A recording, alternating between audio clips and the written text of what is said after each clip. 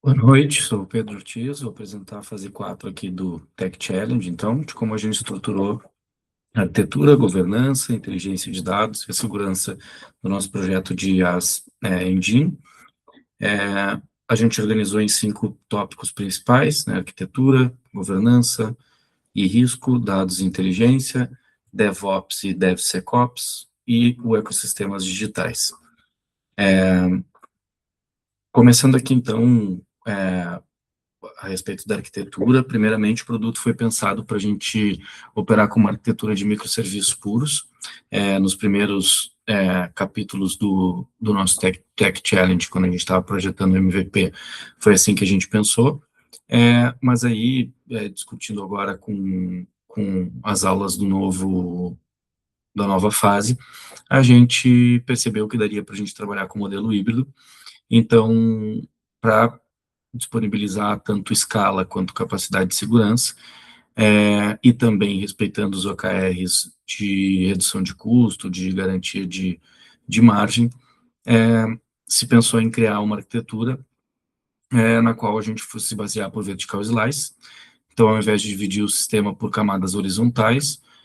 onde mudar um cálculo exigiria alterar talvez outros serviços já interdependentes, a gente dividiu o sistema por funcionalidade de negócio completas. Cada fatia dessa conteria tudo necessário para aquela tarefa específica rodar, e aí eliminaria dependências cruzadas e garantiria melhor performance. Internamente, dentro de cada uma dessas fatias do vertical slice, a gente aplicaria o Onion Architecture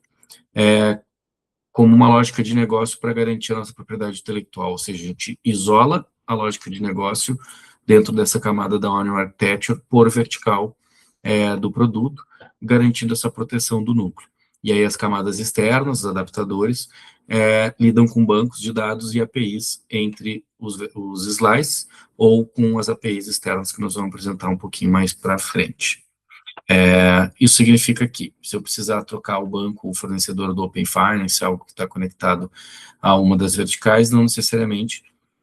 eu vou precisar ter um problema em outros dos motores, eu vou conseguir fazer isso de maneira sem corromper demais fatias.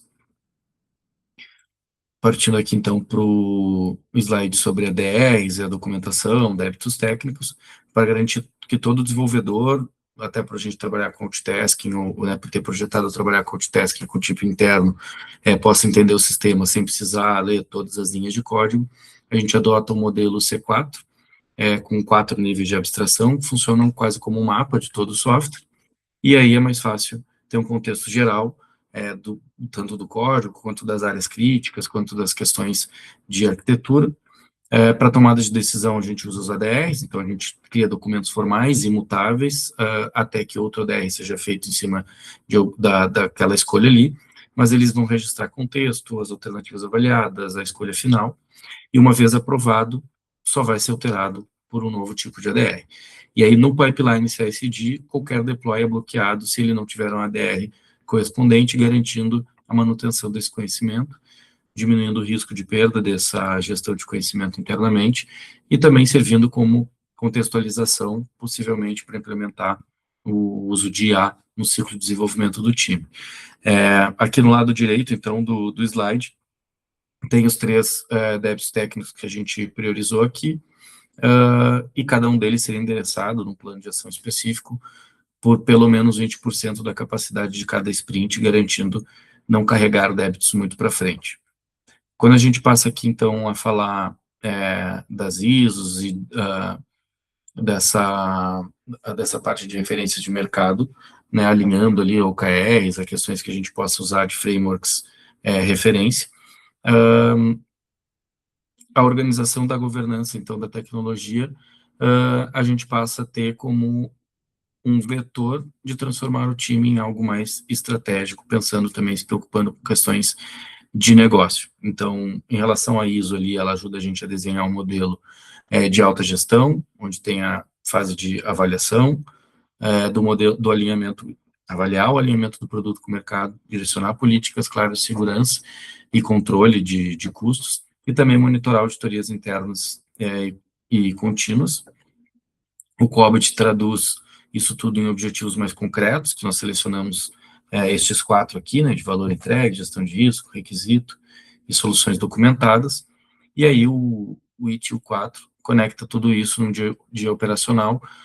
através do sistema de valor de serviço e da cadeia de valor de serviço, com 6 atividades, né, que ela defende: planejar, melhorar, engajar, desenhar, construir e entregar, com a estratégia de DevOps garantindo o ciclo de entrega no CI/CD automatizado, com o Circuit Breaker para isolar as fatias que tiverem com incidentes. Então, até pela tomada de decisão da nossa arquitetura, a gente consegue fazer esse nível de isolamento. Opa. Passando aqui para os cenários críticos, então, a gente se baseou no RISC IT Framework e na ISO 31000, e aí mapeou 4 cenários mais críticos, cada um deles com um KRI, que dispara alertas para a atuação do time. Então, primeiro, estabilidade da API de Open Finance, que é parte do nosso motor principal. Então, erros de HTTP ultrapassando aí 2%, em 5 minutos, a gente já tem adaptadores da Onion Ring ativando automaticamente cache temporário, a gente tendo um alerta para ação, como eu comentei antes. Um segundo de viés algoritmo na IA, então a gente tem ali uma meta de data drift não superar 15%, e aí a gente tem um circuit breaker que segura o modelo até que a gente faça a correção. Um terceiro de vazamento de dados, então respeitando também a LGPD, qualquer dado anonimizado sem token válido aciona uma auditoria em tempo real, e aí a gente utiliza a AES 256 para anonimação dinâmica. E aí o quarto é a perda de capital intelectual por rotatividade de time, então esse KR ele é implementado de maneira mais simples, uma vez que a gente já tem no CI/CD o deploy barrado caso não tenha DR, caso a gente não tenha a comprovação da documentação necessária. Entrando na questão de banco de dados também, numa estratégia de tanto de dados quanto de inteligência, até pelo nosso produto ser baseado em inteligência artificial, a arquitetura de dados, ela adota a persistência poliglota, onde cada tipo de dado utiliza um banco mais adequado. Então, a gente utiliza o Postgres para armazenar dados transacionais mais consistentes, e o Mongo guarda dados imobiliários heterogêneos, que a gente captura na internet, que a gente faz maior desestruturação, e eles não, sem competir ali com os usuários ativos. E o Redis funciona mais com uma camada de cache, garantindo resposta abaixo de 3 segundos, quando a gente já tem dados pré-carregados. Os modelos já seguem, então, uma esteira de MLOps, com 3 camadas principais: repositório de modelos versionados, API de interferência em container Docker escalável e monitoramento contínuo de produção. E aí esses KPIs, eles são bem objetivos, bem mensuráveis, garantindo aí acurácia, uptime, latência e o data drift que eu comentei anteriormente.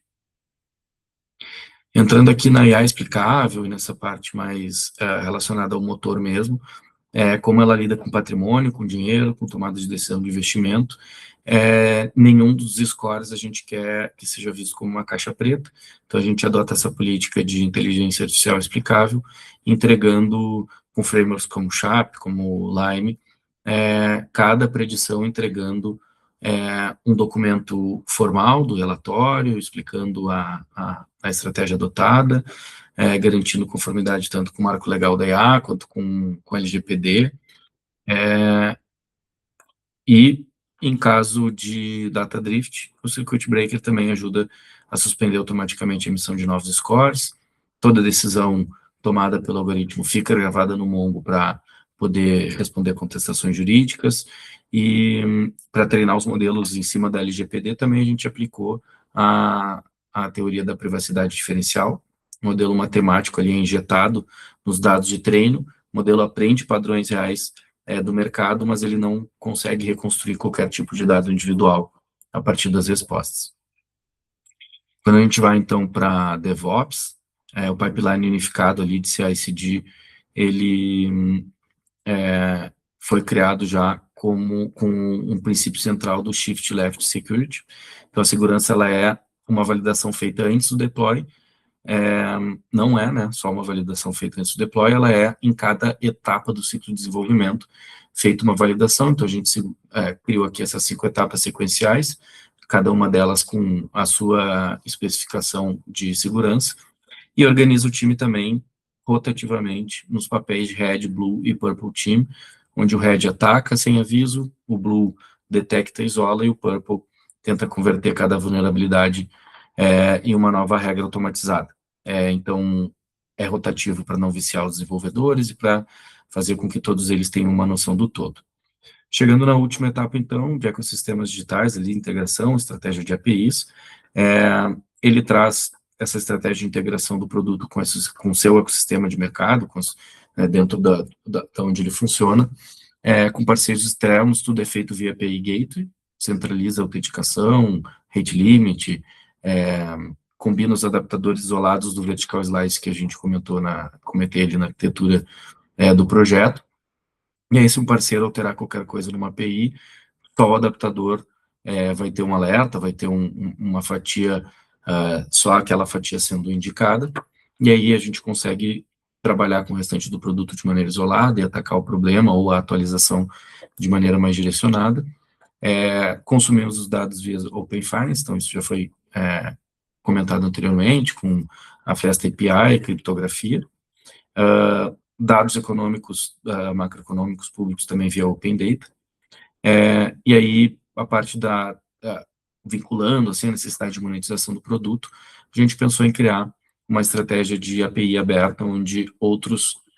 produtos podem consumir nossa API, pagar pelo consumo, enfim, a gente também disponibilizar nossa tecnologia como um produto para o mercado. E aí, por último, discutindo ali as tecnologias emergentes, baseados no Gartner Hype Cycle, elencamos 4 principais tecnologias que podem fazer parte do nosso roadmap. Então, a generativa, com certeza, necessário a gente adotar. Multi-agentes, muito provavelmente com a evolução do produto. Mas blockchain,